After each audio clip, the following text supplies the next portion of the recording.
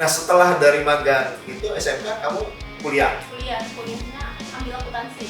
kuliah dari IT ke akuntansi kemudian jadilah accounting. Nah jadi kan gini, ada perusahaan kita itu penjualannya turun, biasanya mengamputasi atau kita merawat itu seperti apa? Market itu catatan demi catatan sudah tersimpan. Harapan kamu untuk kita semua apa? Semoga DNA makin maju. Amin, insya Allah. Berkembang, kemudian profitnya juga bisa. Profit lagi. Jadi memang semua orang keuangan itu selalu profit, kemudian PO yang banyak gitu ya. Biar tetap terus bersenambungan dan kita tetap terus berjalan. Apalagi bagaimana cara kita menghemat agar kita tetap survive.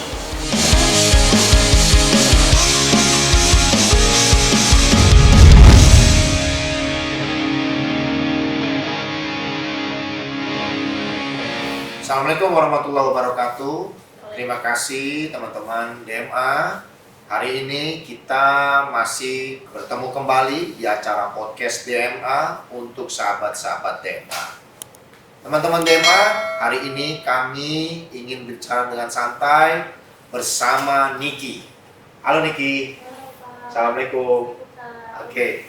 Niki, kalau boleh diperkenalkan dengan teman-teman DMA, Niki itu di DMA itu sebagai apa? Sebelumnya perkenalkan, nama saya Niki Leonita. Saya di DMA ini posisinya sebagai staff accounting. Oke. Staff accounting, Ya. berarti yang ngurusin urusan mengenai accounting. Sudah berapa lama kamu di DMA? Kurang lebih 2 bulan. 2 bulan. Apa yang kamu rasakan kesulitan selama di 2 bulan? Kalau training ini tinggal sebulan lagi nih. Apa yang kamu rasakan? Untuk kesulitan sih nggak ada ya Pak, karena semua timnya itu solid gitu. Terus kalaupun saya ada kesusahan, pasti saya selalu diskusi sama mereka kasih masukan ke saya. Oke. Gitu sih, Pak. Nah, kan gini, di dunia kita ini kan nggak seperti yang pernah Niki alami. Contoh, Niki pernah magang nggak sih? Pernah. Dulu di perusahaan apa magangnya? Perusahaan PT Accentuates. Accentuate itu bergerak di bidang apa? Jadi dia itu adalah mitranya Samsung. Oh, mitranya Samsung. Berarti dunia apa itu? Apakah penjualan retail kah, distributor kah, atau dia di televisinya apa di HP atau seluruhnya? Seluruhnya. Oh, seluruhnya. Jadi bekerja sama Samsung. Oh, kerjasama dengan Samsung. Itu pertama kali magang. Kalau magang pertama kali dulu waktu SMK, Oke. itu di Rumah Sakit Umum Bakti Yuda. Oke, rumah sakit umum. Ya, Oke. Umum Bakti Yuda waktu itu posisinya karena saya tuh sekolah jurusannya TKJ Pak. TKJ itu? Teknik Komputer dan Jaringan. Oh, teknik komputer dan jaringan.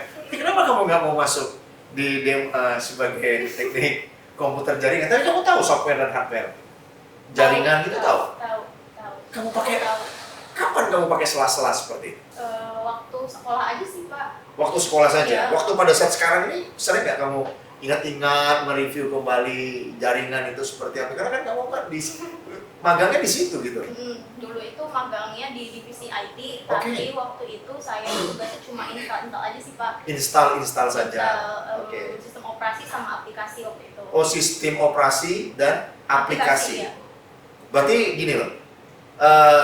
Magangnya itu di toko kah atau di suatu distributor komputer atau memang di perusahaan? Di rumah sakit. Oh, sorry. Di rumah sakitnya ya. Rumah sakit. Di rumah sakit itu bidang yang kamu ambil IT. Iya. Segitu ininya ya, segitu luar biasa. Jadi gini teman-teman deh, waktu pada saat Niki ini melamar memang sebagai accounting, tapi saya baru tahu kalau kamu itu bisa bekerja atau magang di bidang IT dan yang lainnya. Nah setelah dari magang itu SMK kamu Kuliahnya ambil akuntansi.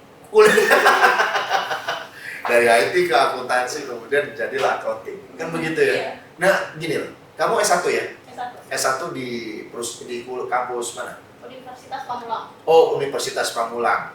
Nah, waktu pada saat kamu bikin skripsi, judulnya tentang accounting apa? Pengaruh transfer pricing, sales growth, dan corporate risk terhadap tax avoidance. Sebentar, pelan-pelan. Pengaruh terhadap transfer. Pengaruh transfer pricing. Oke, itu kalau gini, satu-satu. Pengaruh transfer pricing ya? Iya, pricing. Itu biasanya untuk khusus kita mengetahui tentang ada money laundering atau juga atau seperti apa? Bukan? Transfer pricing itu lebih ke penghindaran pajak sih Pak. Penghindaran pajak. Nah, sehingga itu kamu pelajari dan itu skripsi kamu juga. Iya, Nah, kemudian yang lain apa? Yang variabel pertama itu tadi transfer pricing. Oke. Yang kedua sales growth. Sales growth itu berarti untuk penjualan. Iya. Penjualan itu penjualan. Pertumbuhan penjualan berarti gini, saya jadi bisa belajar juga sama Niki. Pertumbuhan penjualan. Iya. Nah, itu kita umpamanya gini. Ada satu produk yang kita miliki umpamanya. Ini umpamanya secara cash flow udah nggak memungkinkan. Kamu bisa nggak sih memberikan contoh kepada teman-teman DEMA bagaimana caranya supaya kita bisa sehat kembali? Biasanya apa yang kamu riset di posisi ini? Oh, pada saat skripsi? Iya, waktu kan gini, itu kan transfer pricing udah, kemudian gross market itu tadi kan otomatis kan meningkatkan penjualan nih. Ini perusahaan ini udah agak sedikit, udah mau konten 5 nih. Gimana tuh biar supaya bisa raportnya nggak merah lagi? Biasanya yang kamu cek tuh apa nih? Oh, kalau waktu pada saat skripsi itu kan kebetulan saya ambil judulnya itu sales growth, jadi berkaitan sama penjualan aja. Itu tuh saya membandingkan penjualan tahun ini dengan penjualan tahun lalu. Ya. Kita anggap aja penjualan tahun lalu itu kita nih besar. Tapi di penjualan di tahun-tahun berikutnya tuh lesu. Itu biasa dipengaruhi oleh apa? Apakah bisa mungkin salah dalam pengaturan keuangannya? Ataukah bisa salah dalam marketingnya? Bisa jadi. Itu bisa termasuk di dalam ekonomi masuk seperti kayak begitu. Nah, biar supaya fundamental keuangan kita kuat itu biasanya apa sih? Terkait penjualannya aja Pak, ditingkatin.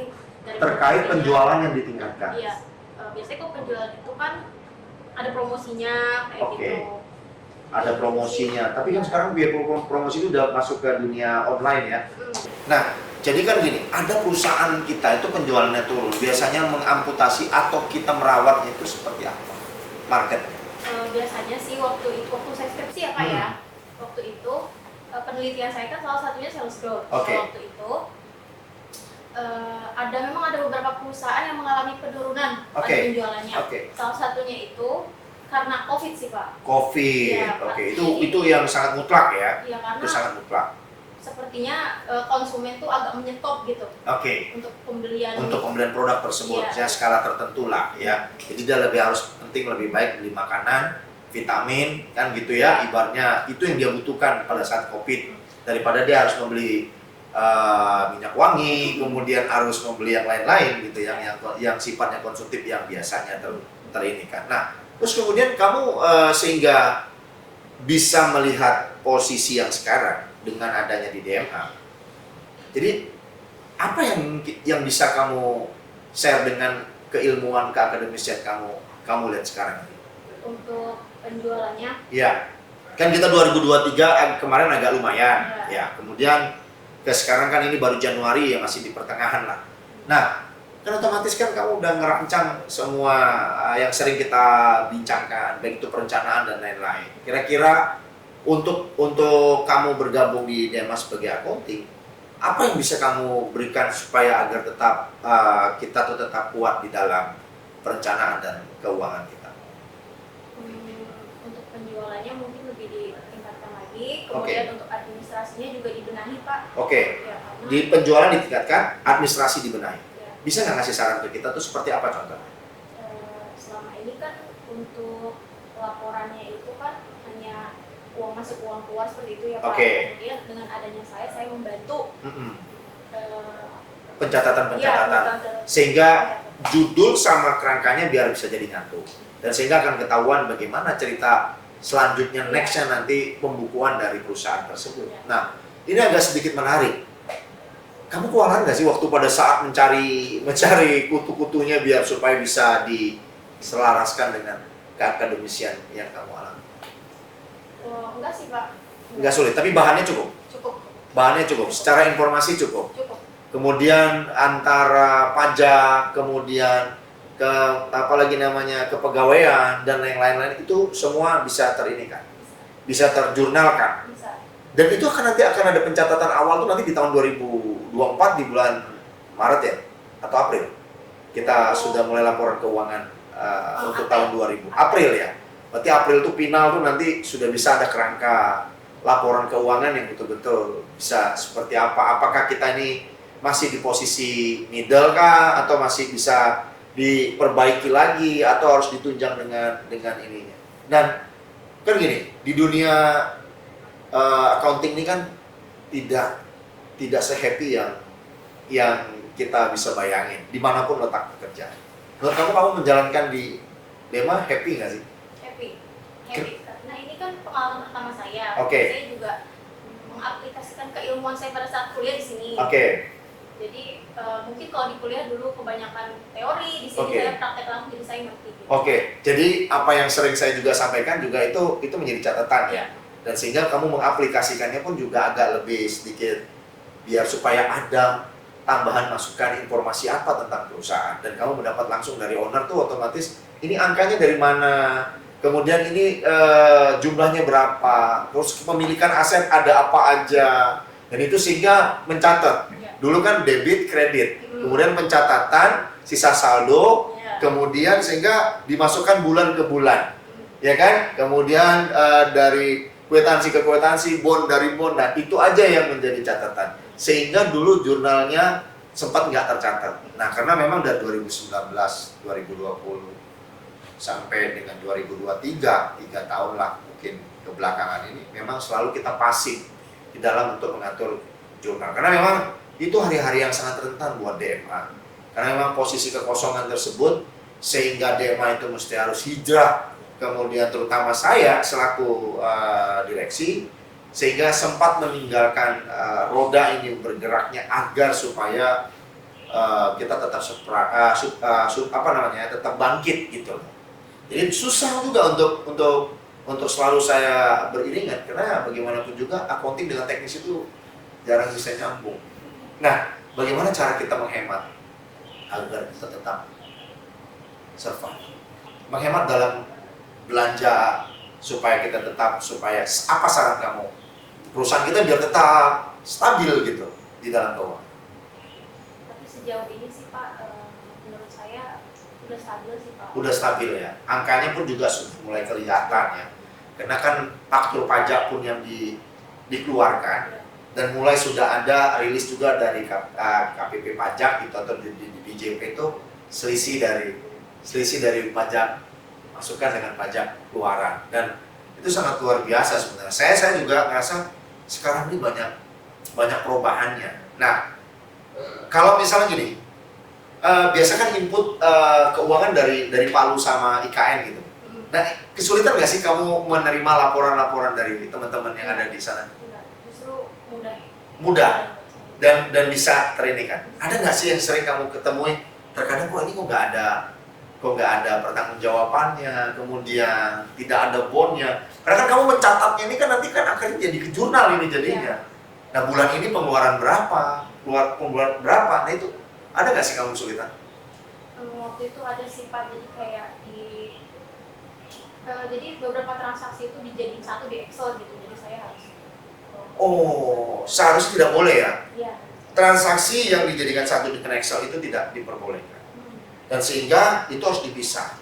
Berapapun jumlahnya. Baik itu Rp10.000 pun, itu juga tetap harus diinikan. Tidak boleh gelondongan Rp70.000 mamanya, itu dijadikan satu Excel. Dan akhirnya runutnya kita melacaknya susah. Iya, tapi saya kasih masukan juga ke yang lain, baiknya kayak gini gitu, tapi sekarang udah ada perubahan. Sekarang bukunya sudah mulai berubah. Jadi nomornya pun sudah mulai berurut ya. Dan kemudian tinggal kalau misalnya dikirim pun ke kita dari daerah ke pusat, itu kita juga makan laporannya untuk narik datanya juga sudah mulai gampang ya. Jadi udah tinggal memasukkan. Jadi gini, kalau misalnya di dalam jurnal, biasanya yang menurut kamu dalam keuangan, rentan kerugian itu di posisi pengeluaran apa sih? Biaya-biaya sih Pak. Contohnya nggak nyambung itu seperti apa nih? Apakah biaya tak terduga, apakah entertainnya, atau ada biaya yang sudah disepakati malah kelebihan? Tapi sejauh ini sih nggak ada sih Pak. Sejauh ini tidak ada. Masih stabil juga ya. Jadi antara pengeluaran PO, terus dia menjadi invoice, kemudian di clearing bayar, itu semuanya masih berdasarkan pantauan yang sangat luar biasa. Karena di rekening besarnya kan di direktur keuangan yang pegang gitu loh, sehingga otomatis itu kan nggak mungkin bisa keluar semua. Dan otomatis yang angka yang sudah dikeluarkan berarti itu seperti kayak bayar kapal, bayar material, kemudian bayar tracking, kemudian bayar yang lain-lain sampai termasuk operasional dan penggajian sampai kita bayar BPJS dan lainnya pun itu mesti harus semuanya tercatat masih secara normal. Seperti itu ya. Nah nih, kalau misalnya gini, kita nih sebagai orang keuangan biasanya dalam pencatatan itu apa yang mesti harus kita perhatikan? Semuanya sih Pak, kalau keuangan itu. Semuanya mesti harus diperhatikan. Baik skala teknis maupun administrasi mesti harus diperhatikan. Dari hulu sampai ke hilir. Itu biasanya kamu tuh berapa lama bisa mereview laporan tersebut? 10 hari kah? Dalam 1 bulan tuh berapa lama kamu bisa mereview? Sementara kan kita cut off tuh tanggal 26. Nah itu biasanya sudah mulai bisa berapa hari ketahuan, oh ini pemakaiannya sekian juta nih sebulan pengeluaran operasionalnya. Kemudian oh ini pembayaran ini tetap. Kan ada pembayaran tetap kan begitu. Nah ini ada perubahan itu biasanya berapa lama kita bisa? Sekitar 2 mingguan. 2 mingguan sudah bisa ke ini ya. Bisa jawab apa yang ada di dalam pembukuan tersebut. Nah biasanya gini, kalau misalnya pajak kita belum terbayar, nah apa siasat kita untuk supaya pajak ini tidak di-lock oleh KPP? Biasanya apa? Apakah kita mesti harus, kan kalau pembayaran kadang gini ya, saya agak sedikit kurang mengerti biar supaya kita sharing nih. Pajak yang selalu digaung-gaungkan adalah kan banyak nih di bulan Desember umpamanya faktur yang dikeluarkan mungkin ada kurang lebih 10. Jadi kadang-kadang kalau misalnya ada 3 yang nggak bayar itu kan mesti harus gelondongan semua, mesti harus kita bayar. Nah itu bisa nggak sih kita bayar yang 7 aja? Nggak bisa ya? Jadi mesti harus 10-10 itu harus kita bayar. Baru bisa kita di-approve pembayaran kita. Jadi nggak bisa per parsial ya. Jadi contohnya kan kalau dalam bulan Oktober kita keluarkan 10 gitu ya, tapi ternyata kita baru ada uangnya 7 gitu, 3-nya belum terbayar, itu nggak bisa ya?